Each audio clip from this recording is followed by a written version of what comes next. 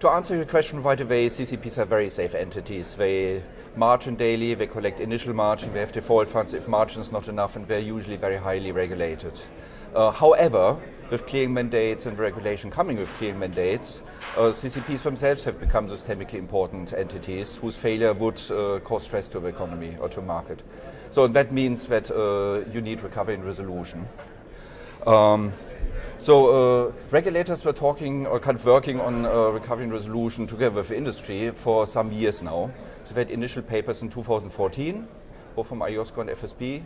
And when we planned the conference, we were optimistically thinking we would by now know where the direction travel is going, we would have final papers, which for resiliency and recovery we pretty much have. So IOSCO came up with a paper in August, which was a consultation paper, so very clear already.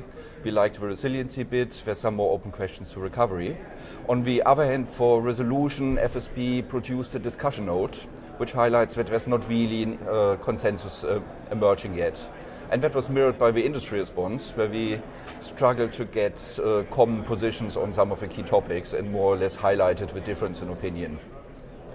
So having said that, CCPs themselves have started implementing recovery measures in their rule books. So some of them have them, some of them are implementing them right now.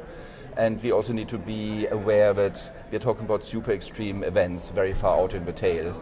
So CCP has a default fund that usually withstands the default of the two biggest clearing members. They can assess their clearing members for the default of 2 to 4 more clearing members. So they have really lots of resources, and the default of a CCP would be extremely unlikely.